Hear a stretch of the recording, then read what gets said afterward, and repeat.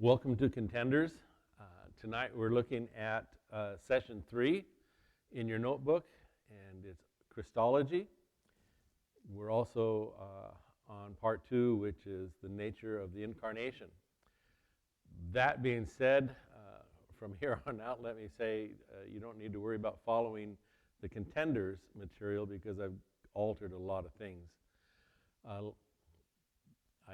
want to also start by saying thank you. Thank you for all those who've been praying for me. I've got through the surgery on my knee. Everything's well, doing good. And so I'm actually really thankful for that episode because it sounds strange that thankful that I got to go to surgery. But really what it did is it gave me some time to look into the material on Christology, on Christ.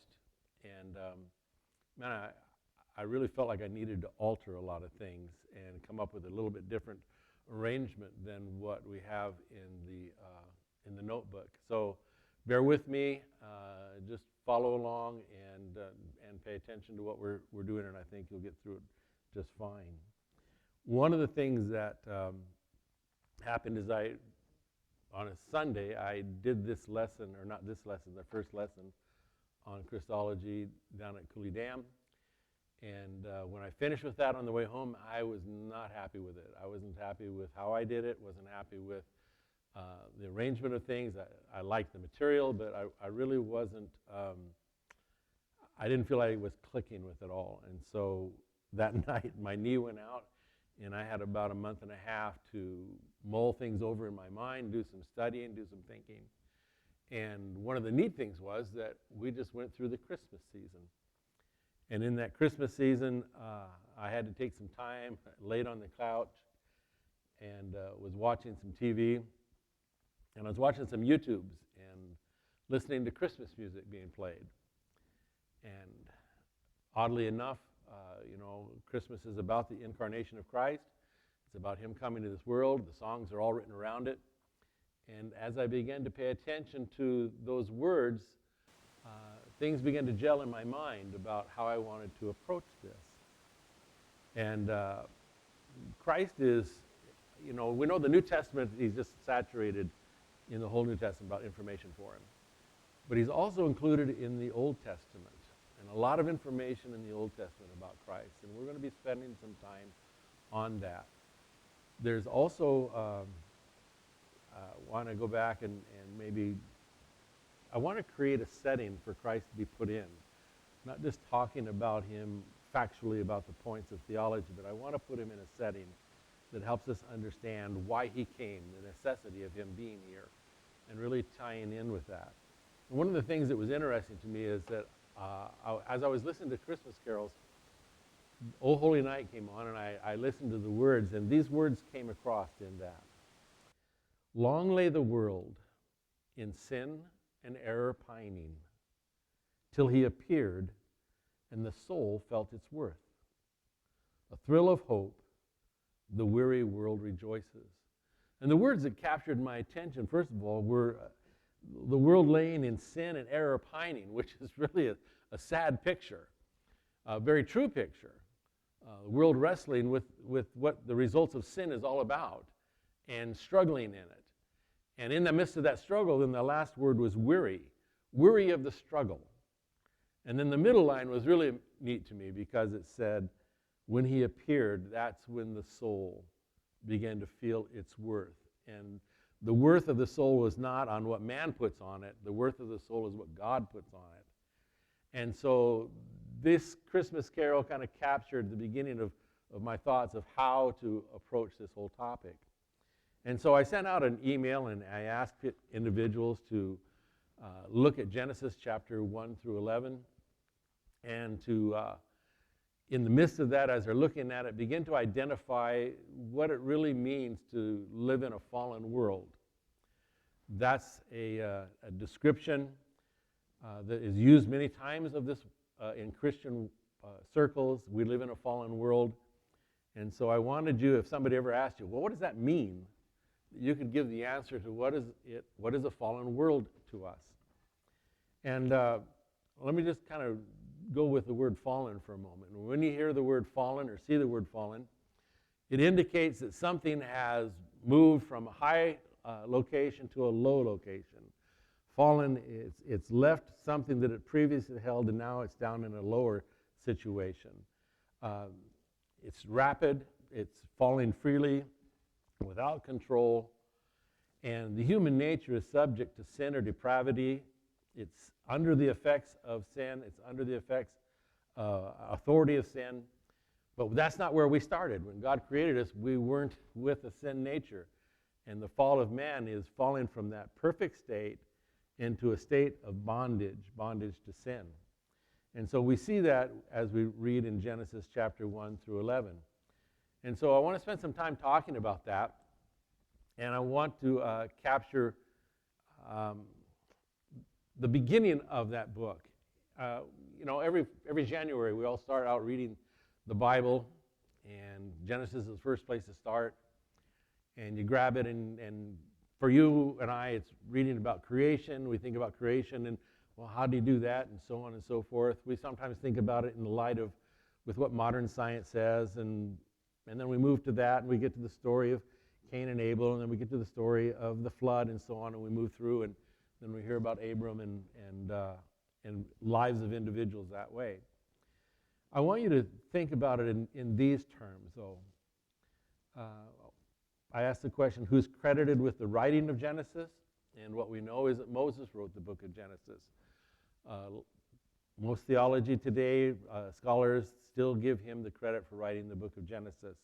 Even though it's challenged in many circles, there's no reason to abandon the fact that Moses is the one that wrote it.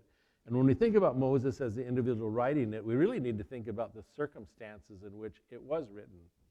So I see that Moses is this individual who reluctantly accepted the responsibility of going to Pharaoh and demanding that Pharaoh release the children of Israel, that God told Moses specifically that I am now ready to move them from a position of slavery into a place where there is a land that I want to give them, and they will become my people, and I will become their God, and Moses, you're the leader. I want you to do that. And Moses reluctantly stepped into that role, and he did it.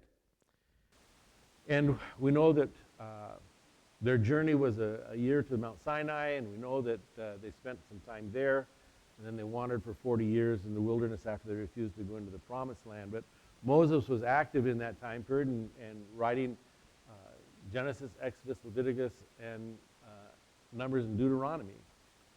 And so in that, when we come to the book of Genesis, I think we need to ask the question, what's it about and who was it primarily written for? And so when we look at that, it's important to note that it's specifically written to the children that he's leading out of Egypt. These are individuals who would know in their heritage that we're children of Abraham.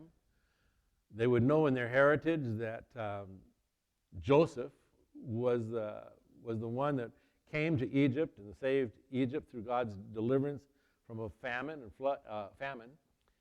And while they were there, they had been treated well, but eventually it got to the point where they had multiplied so much that Egypt put them into slavery. And they continued to be blessed, and they continued to grow in that manner of a lot of people. But 400 years of oppressive slavery, they cried out to God, and then this was a time of deliverance. And so they watched God deliver them, set them free, destroy Egypt. And they watched the deliverance of going through the Red Sea and all these things. And so as a group of people, appreciative of the fact that they're set free, but curious about what this journey is all about and what's really in front of them and what's going to happen to them once they leave, once they get to this land. It's, how is it all going to be established and all these things? And so Moses is writing in the book of Genesis their history. He's writing the history of the Jewish people, and he's writing the history of the world, and he's basically letting them know this is the information you need to have as you're relating to the God of the universe. And so when they're looking at it, we can see that Moses is telling them through the inspiration of God's Spirit that the God that they're seeing, the God that's showing himself in the pillar of fire, the pillar of the cloud, the God who is talking to Moses, the God who's on the top of Mount Sinai, and the lightning and the quaking of the earth, and the fear that they have over the fact that this God is demonstrating himself, is the very God that spoke the world into existence. He's the very God that brought into existence the heavens, the earth, the light, the darkness, the sky, sun, moon, animals, everything like that. Genesis is called the book of beginnings. And in truth, it's showing the beginning of the universe, and now it's showing the beginning of a nation. It's showing the beginning of the promises of God. And these people are all the object of those promises. And so Moses is giving them a piece of their history, giving them something to recognize that God is involved with us, and God has a purpose for us and a plan for us. And I think that as an individual would be reading Genesis, or at least hearing about the book of Genesis, several things should be taking place within the hearts of people. And if you can imagine for a little bit that you're on that journey, that you've been brought out of slavery and horrible circumstances, and now you've been given favor. Egypt has showered you with precious gifts of gold and silver and precious stones. You're on this journey. You're at a mountain. You're knowing that God is demonstrating himself. And in your heart should be something that's developing, and that is confidence. That this God who is able to bring you out of slavery ought to be capable of bringing you into a promised land and making it possible for you to dwell there, and making it possible for you to even eradicate the people who are there so that the land becomes yours. Also, there should be something that should develop in you, is the fact that you're accountable. That here's this God demonstrating all of these things, and you can't ignore him. You can't ignore his will. You can't ignore what he's saying, and that he's got the capability of holding us to accountability and judging us. We can see that in the book of Genesis, how he held a world accountable to his ways, how he held individuals accountable, and he judged those. And so he's a God you can't really trifle with. Another thing that should come out of the reading of Genesis is that there's no idol that can stand before him. There's no God that the world worships that's of any consequence to him, that he is above them all, and that really he has a purpose. He's got a reason for what he's doing. And I really am captivated by the phrase, God has a mission. If you take that terminology and you apply it to somebody that you know, and you say, well, they're on a mission, you would be recognizing that they're captivated by a purpose, that they're making plans to get something done, that things do not dissuade them from that purpose. They're not going to allow an interruption. They're on a mission, and they're just tracking a way to get it done. And when we see God, he's on a mission. He was on a mission when he created. He's on a mission when sin came into the world. And he's on a mission when these people are being delivered, and he's making a nation out of them. There's nothing that's going to change his opinion of what to do and how to do it. He's totally prepared to work in this world with all these circumstances that change and alter and become problems. That doesn't dissuade him. He's on a mission. And these people happen to be the people he wants to work through. And so in the midst of that, there should have been an awareness that comes up that we need to join him on his mission. We need to partner with him. We need to cooperate. We don't need to be fighting with him, because he's obviously done something really wonderful. We can still see it in a fallen world. He's created something wonderful. He's delivered us. He loves us. He provides for us. He's given us manna. He's given us quail. He's delivered us from enemies. We need to cooperate with him rather than try to make him cooperate with us and our plans. And another thing that they would have understood is that he's sovereign, and he can enter into history and accomplish whatever purpose he wants to do. And they could see that in the life of Abram and Sarah. I mean, in the history of their lives, they had no children. In the history of their lives, it got to be 90 years old, and they both thought, we're done. We're not going to have any children. We're going to have to give this to a servant. And God said no. And he entered into history, and at 99, Abraham became a father, and Sarah delivered a son. And so he's not bound by the circumstances of life. He can work in those things. And so there really should be in the children of Israel something that's growing that says we can have confidence, we can work with this. But there's something that's going on in their heart that isn't necessarily making them totally cooperative. And that's really what I want us to focus on and look at this business of why did Jesus come? Because when we focus on that, what we're recognizing is there's a problem with the world. And the problem is sin. And within the children of Israel, I mean, they knew what God was doing, but it was like always asking themselves, do we really want to be a part of this? Do we really want to cooperate? Is he going the way we want him to go? Can we really trust him? Many times they said, he brought us out into the wilderness to die. He brought us out here to kill us, out here. We can't rely on him.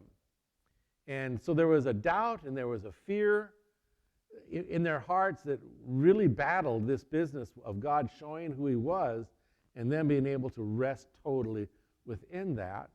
And they came by it honestly because it's a part of the sin nature.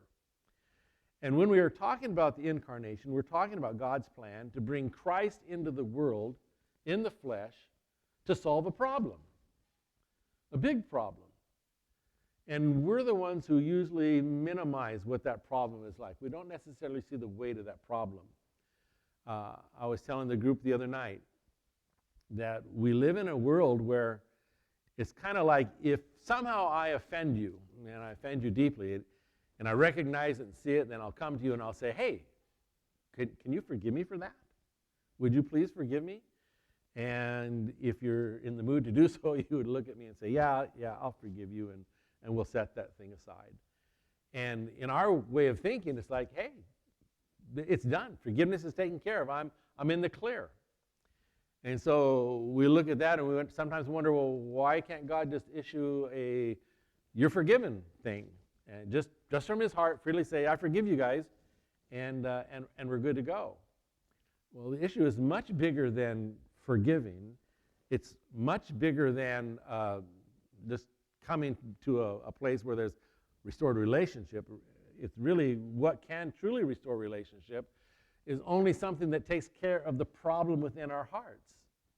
And that problem within our heart is our sin nature.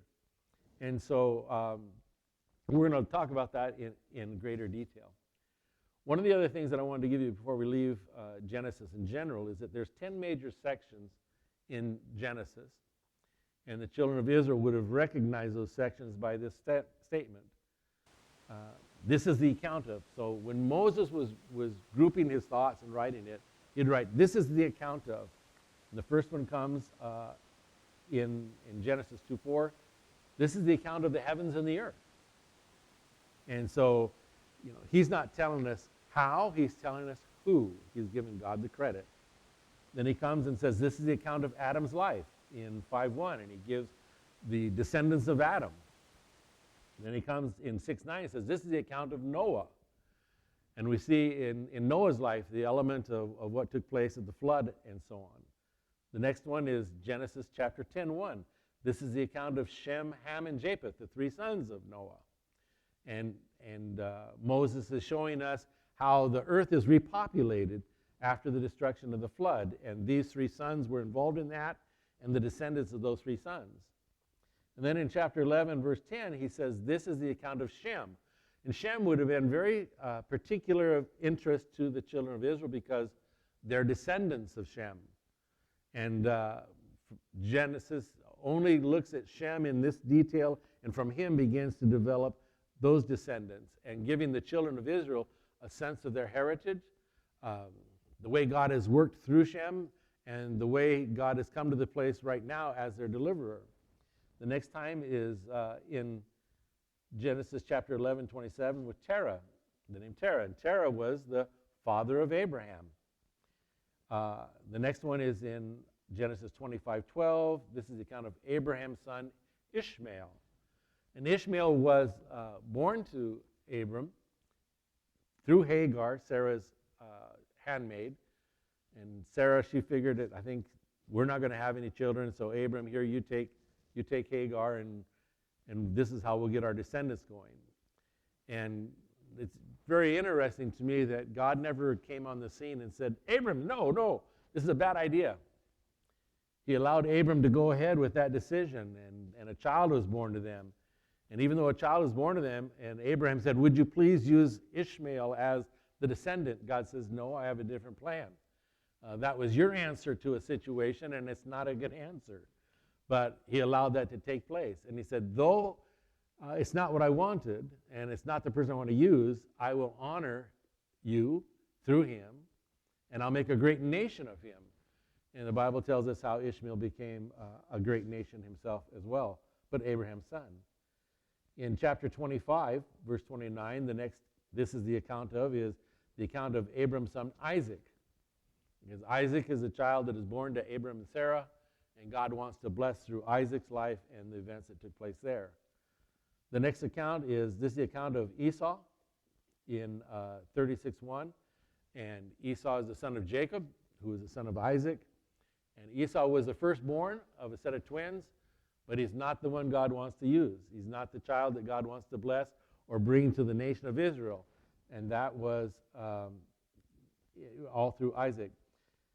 The account of Jacob is the last one in Genesis 37:2, and then we get to the story of Joseph and how the children of Israel ended up in Egypt and how God saved the nation of Egypt, and then they became a nation, and then they were delivered from Egypt in the book of Exodus. And so let's go back in time here a little bit and go back in our talk and look at the account of creation in Genesis chapter 1 through 4. And what do they reveal to us? Well, in Genesis 1 through 4, it's very clear that God existed before anything existed. God has always been. God is eternal. And he's the one who brought everything into existence. He gets the credit, the glory, the power, the creativity, the wisdom of design, his purpose. They're all clearly seen in what he has made. And in the account as Moses is talking about it, he uses this terminology. Every time God did something and God saw the result of it, God looked at it and said, this is good. This is good. And it's not far from the way perhaps that we would use that. I know that Scott Winona is, I'm going to call him a craftsman. He loves working with wood. He loves making things. He loves remodeling houses. He and my art are the same thing. But he's a better workman. And when Scott's going after something, he's on a mission. And when he builds something, he has a sense of how it ought to look. He continues on with it. And then when he's done, he can look at that thing and he can say, this is good. This fulfills the purpose for which I intended it to be. This is how I want people to see it. This is how I want people to enjoy it. And so you take that and hyper it up a whole lot with God, and when God is creating things and he says this is good, he's saying, this fulfills my purpose. This is exactly what I had in mind. This is exactly what I wanted it to look like. In other words, it's saying, this is beautiful.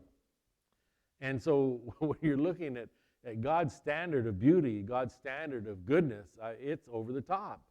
And so as he's in this process of creating the world, he's pronouncing, this is good, this is wonderful, this is perfect, this shows who I am. And when he came to create Adam and Eve, he said, this is very good.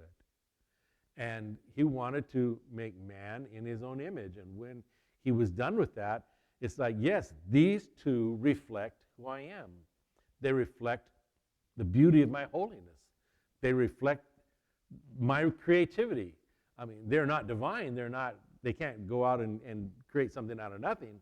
But by their existence, they truly do reflect the beauty of God and what his image is all about, and it was very good.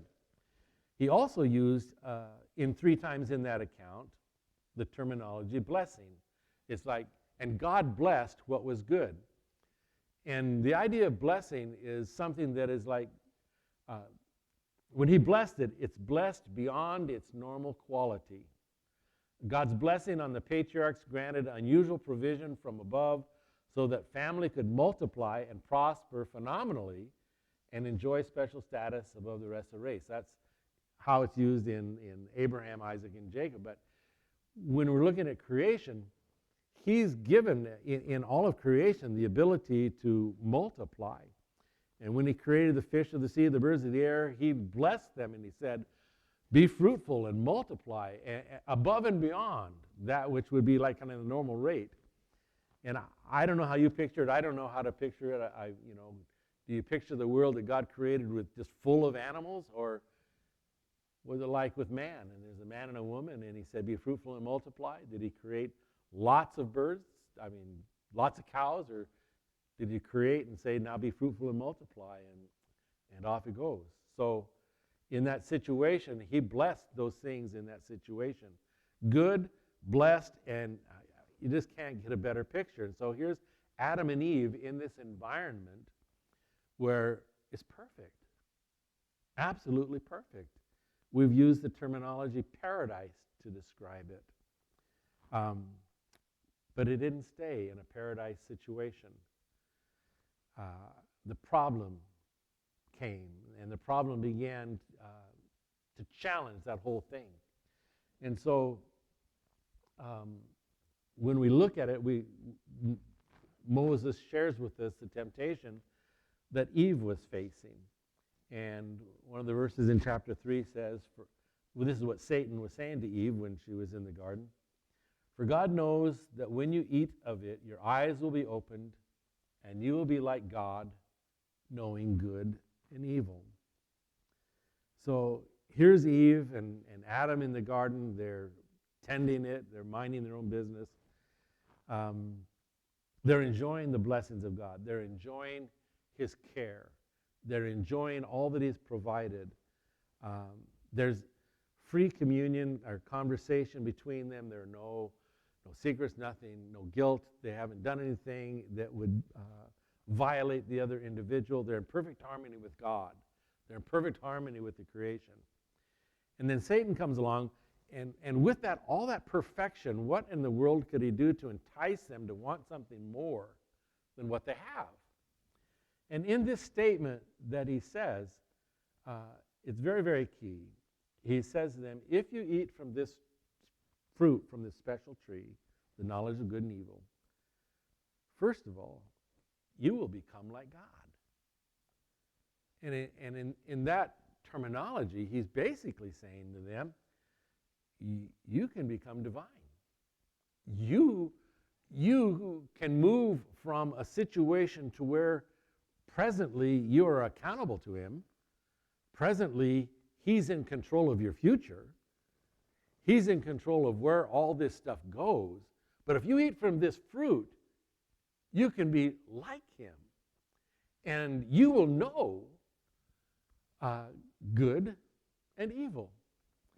And if we back up and we look at what knowing good and evil is, I used to read that as a kid, and I still kept it in my head that, when they did something bad, then they understood what bad was, and they understood what good was. Because they did bad, it's like, I shouldn't do things like this, and I should do things. So it was a simple idea of good and evil, but that's really not what it's saying. Knowing good is that which is harmonious with the divine will, that which describes obedient activities, pleasing circumstances, meant to benefit and enhance life. And what their idea was, if we eat this fruit, we get to control what's good.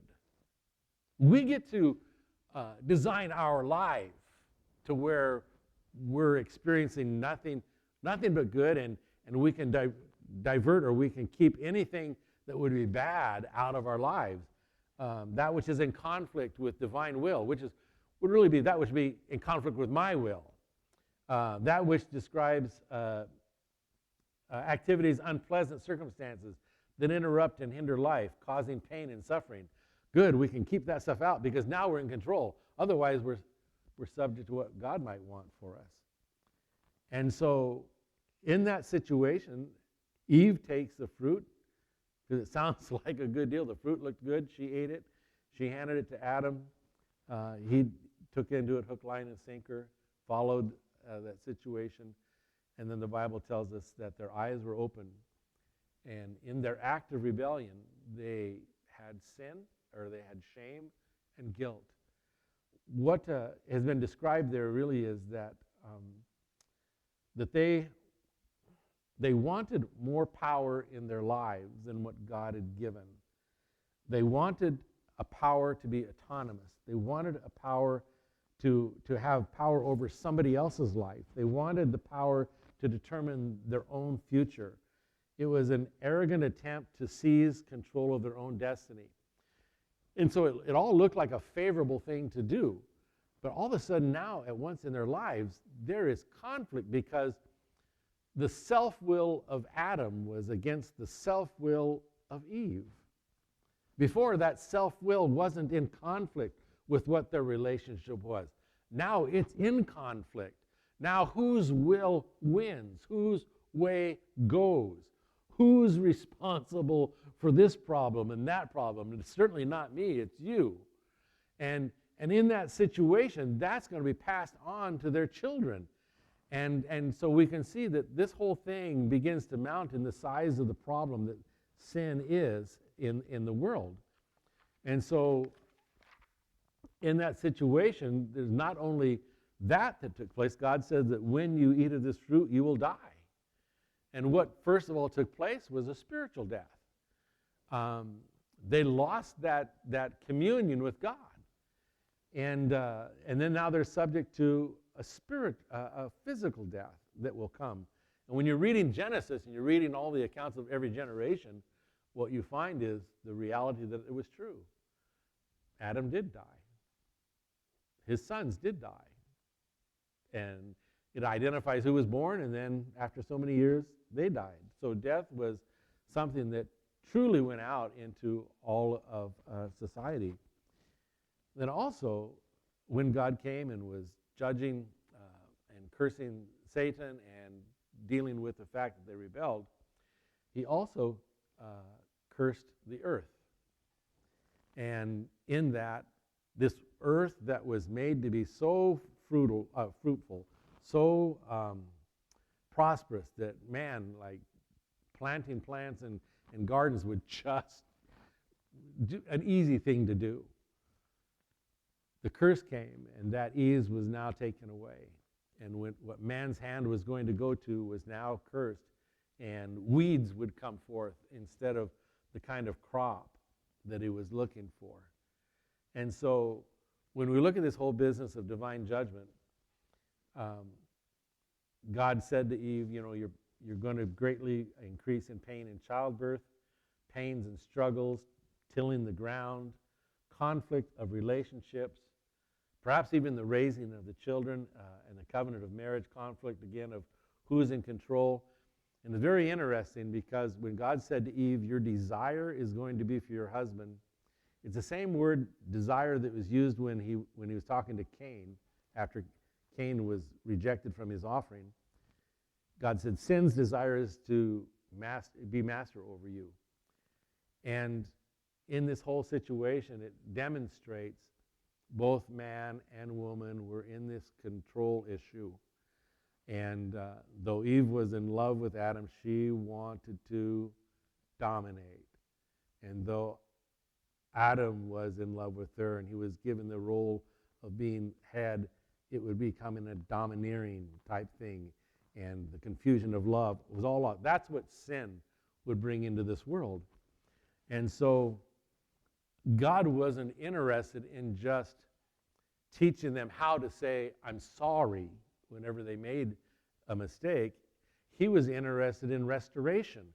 He was interested in dealing with the problem, because that problem of sin disrupted completely what man was meant to be.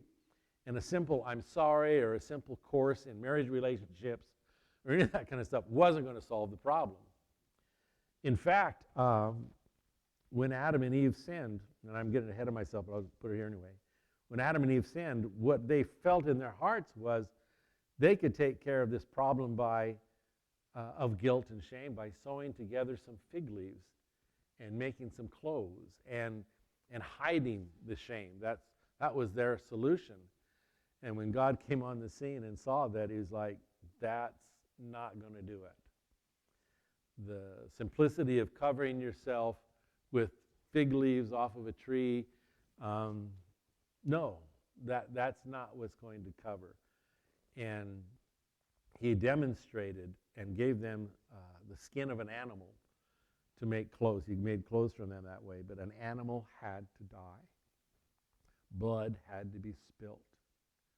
And Adam and Eve, I'm sure watching that was something very difficult, but the learning is that your sin, your rebellion, what has happened in you cannot be taken care of by a simple effort on your part to be good.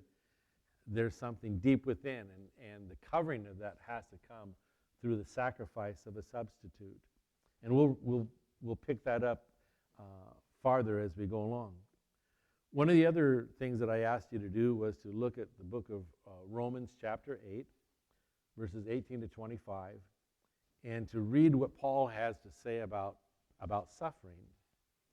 And all this is in, again, the purpose of this is to gain a sense of how big this problem of sin is.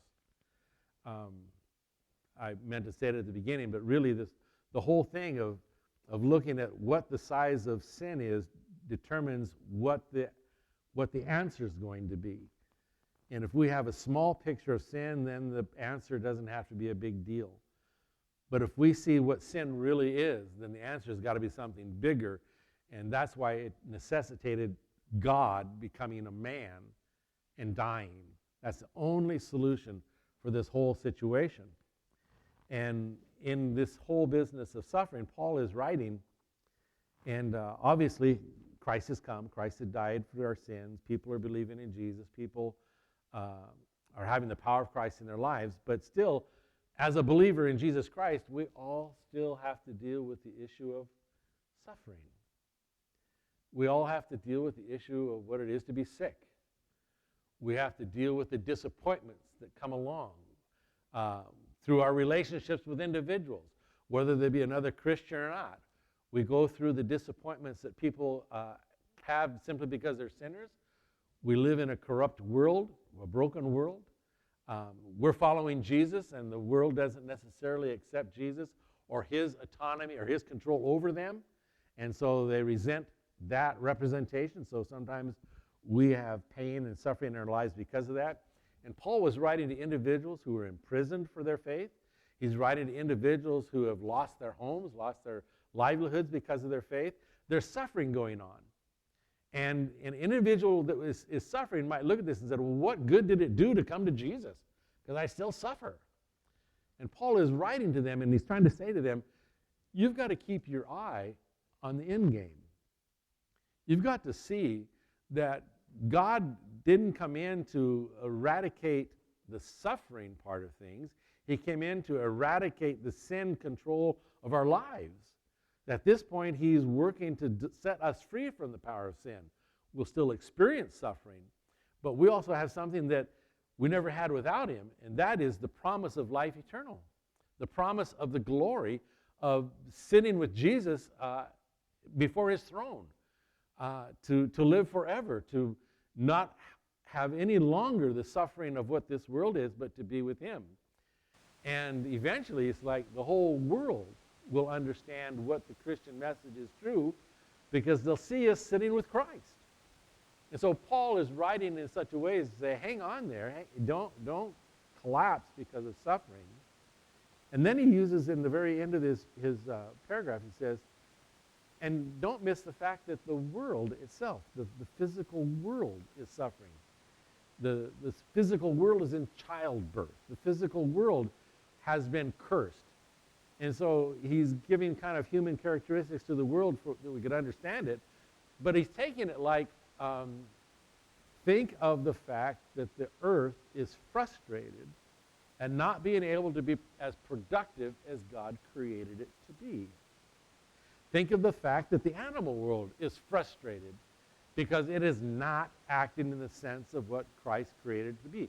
sin came in and disrupted all that. And what we're doing is we're waiting for the final days when Christ comes and returns and sets things correct. And when he sets things correct, he deals with the sin. And I want to read to you just a portion of Scripture that captures that.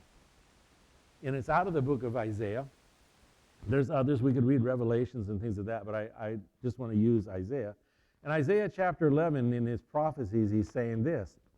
There's coming a time when the wolf will live with the lamb, and the leopard will lie down with the goat, the calf and the lion and the yearling together, and a little child will lead them.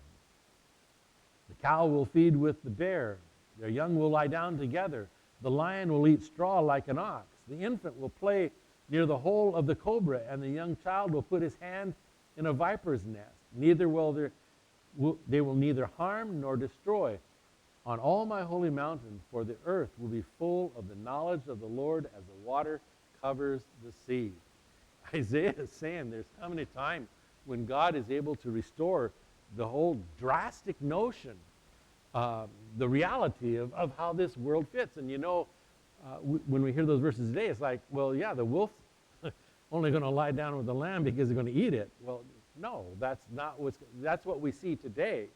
But that's not how he intended the world to be.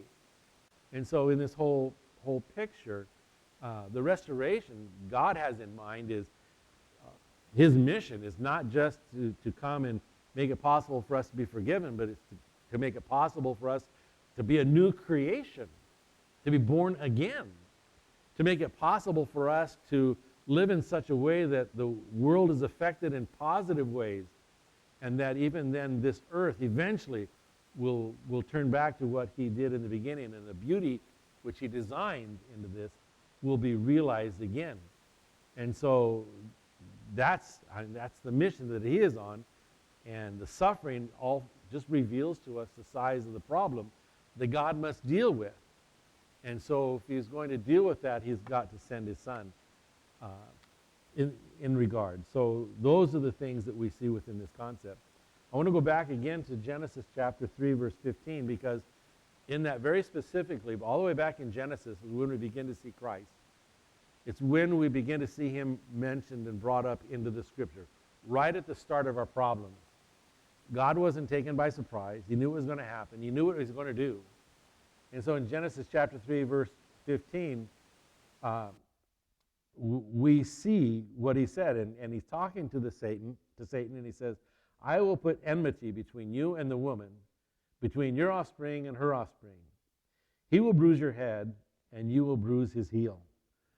And in that situation, he's talking about the struggle that will go on between good and evil, the struggle that will go on from day one after the fall all the way. And the answer is going to come in the offspring through Eve. There will be a child born down the road, and that child is going to bruise, or what we say from the New Testament, crush the head of Satan.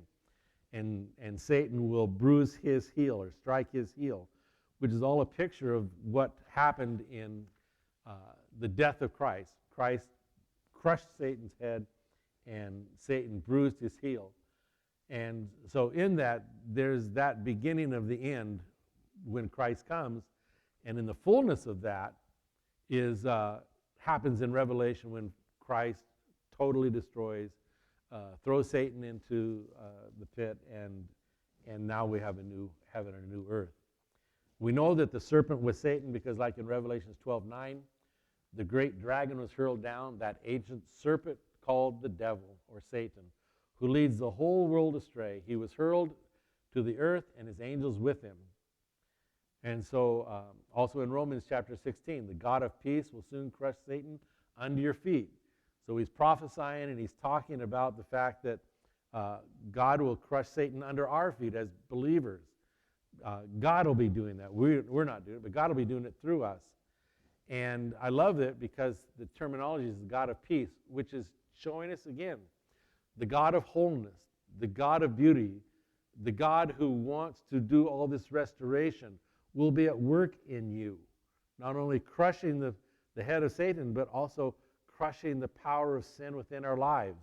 And so this is the promise that is outlined unto us.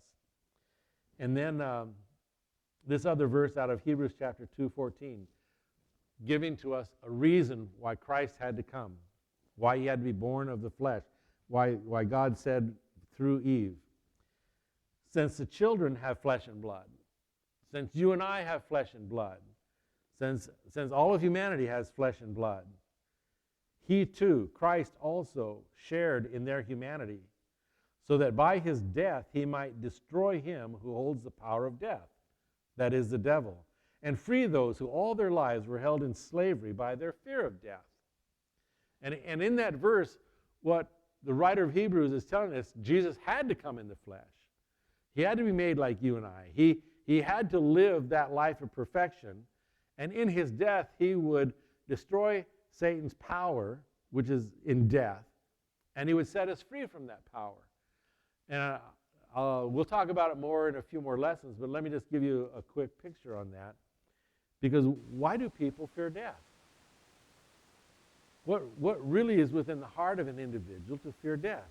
Other than, we know that, I know I don't want to leave my children. I don't want to leave my wife. I don't want her to be alone. I don't want to be put into the ground. I want to live. But in the midst of all of that, when you take a person in their own thoughts and their recognition of their lives, the real fear of death is what we have in the Bible, is it is appointed unto man once to die, and after that, the judgment. It really is in the heart of man to recognize he's accountable to something for his actions. And in people talking about that, and I've seen it on television, I've watched some interviews with individuals, and I've seen people say, I hope that in the end of my life, God sees that I've done enough good to let me in. And so there's a recognition that I'm going to be examined for how I've lived. The problem is that we inherently know that we're not the standard. We inherently know that my measurement of me isn't necessarily his measurement of me. And what we're hoping is that I've done enough of what anybody would call good that God says, good enough. We'll overlook the rest of that stuff and let you in. And people live with that fear. Will it be enough? But through Jesus Christ, through belief in him, through understanding that he alone could pay the penalty for my wrong, and it's a gift to me, that's when this fear of judgment, that's when this fear of being held accountable to all the wrong that I've done is broken. And that's why Paul could say, I'm looking forward to seeing Jesus. To stay here is beneficial for you, but to be there, I can be with him. And I'm not afraid of being in the presence of a holy God because he has paid the penalty for my sin. So this, we'll talk about it more, and it'll become more clear as we keep going on. But when we look at this, I want to go back to Genesis. We're getting close to the end. We'll get to Genesis and chapter 4, verse 7, where God is saying to Cain, if you do right, you will you not be accepted. But if you do not do what is right, sin is crouching at your door. It desires to have you, but you must be master of it. It's obvious that Cain heard God's words. God's words were really an encouragement. God is basically saying, don't do what you're thinking. Don't give in to what you're thinking. The Cain's anger continued to grow so much so that he put little value on Abel's life. And in fact, in his mind, Abel, you need to die. And he killed Abel. And then when God came to him and said, where's your brother? Cain's like, it's none of my business where he's at. He means nothing to me. And God nailed him. He said, your brother's blood is calling to me from the dirt. And the sin nature within Cain, he's like the first child born after Adam and Eve. He's heard all the stories of the goodness of God. He has even been able to go and present an offering and hear the words of God to him. all of that sin mastered him, and he disregarded God. That's how powerful sin was right at the beginning. So much so that he could kill his brother without any conscious feeling. And God cursed him, put a mark on him. And Cain loved being a gardener, and God said, no, your hands will not find the soil returning the bounty that you once had. You'll be a wanderer. And so Cain wandered and tried to build cities. And then we have this account in Genesis chapter 4, verse 23, about his great-great-grandson, Lamech. And all I want to do is point out is the how sin escalates, how sin controls, how it just gets bigger. And Lamech, he took on 2 wives. He was, that's the first deal of having more than one wife. And he's like, I'm going to have 2. So he takes 1, or he takes 2, and has children. And then he comes home and he's bragging to his wives, and he's saying, you know what I just did? I killed a young man because he wounded me. I took his life. I didn't value his life. I'm a pretty big guy. And he said, and if God judged Cain, he's going to judge me 7 times more. And 7 times more is kind of like a braggadocious thing. And so disregard of human life became something that was truly expressed in humanity from Cain, or from Adam and Eve on down. And then when we get to chapter 6, we come to the place where I don't know how full the world was. It was just a lot of people now. And it's in the days of Noah. And God comes down and God looks at it, and basically it's saying that the world has gone to ruin. The earth has gone to ruin. All flesh has ruined its way. And because of that, God is going to ruin them. And he decides to destroy it. He looks at it, and man's heart reveals it's corrupt, even from childbirth. And the imaginations of man's mind is always evil. It's never on righteousness. And out of all of humanity, he finds one family that he is going to spare and start over with them. And Noah was found to be righteous. Not perfect, but righteous in the mind of God. And so God has him prepare this ark. And we know and read the story, the world is destroyed. And it's almost like, if you remember Genesis chapter 1, waters covered the deep, and the Holy Spirit was hovering over. So chaos was there. And now the flood comes, and chaos is back over the whole earth again. And when the waters recede, a new creation begins. And Noah and his sons step out. There's a new creation. Noah offers a sacrifice, and in that instance, God says, I receive that, and he blesses Noah and his sons, and he says, be fruitful, multiply, and his direct command is fill the earth. And so you read chapter 10 of Genesis, and Noah's sons begin to fill the earth. They begin to start going to all points, and children are born, and the population of the world is exploding. When you get to Genesis chapter 11, there's something else that takes place, and it's the Tower of Babel, and there's a whole different arrogance there.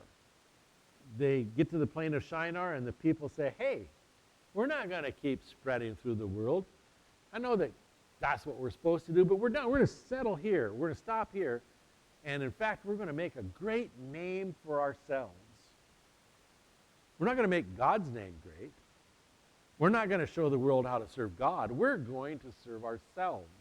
And we're going to build a tower to heaven. And we're going to usurp his authority over us. God came down. He saw that. He made the comment, man, nothing is impossible for them. And I looked at it kind of like the idea that, today, with singular language and the ability to communicate cultures, nations,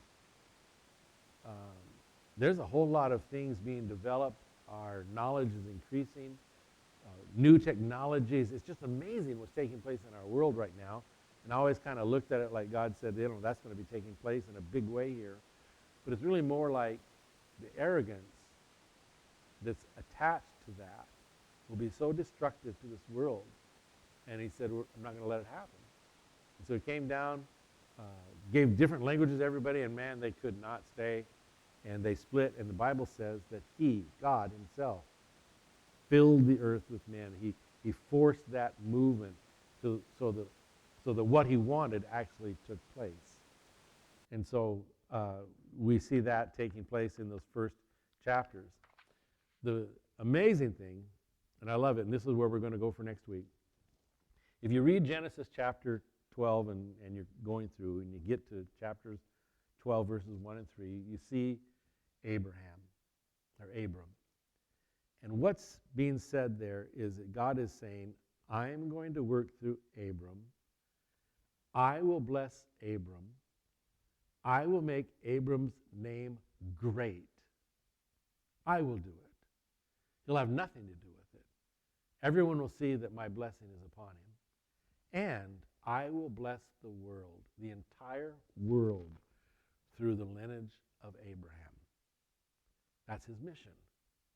And so, in the contrast of the chapter before, we want to make ourselves great, and that'll all fail because our sin natures ruin it. And God is saying, despite the sin nature in Abram, I'm going to work in him and bless him, and he will bless the world. And we know that that blessing itself comes through Jesus Christ. And the covenant that God is making with Abram is the beginning of that. We'll talk more about covenant. We'll talk more about those things in our next lesson. And we'll be talking about Jesus as our prophet, priest, and king.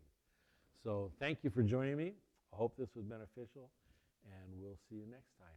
Lord bless you.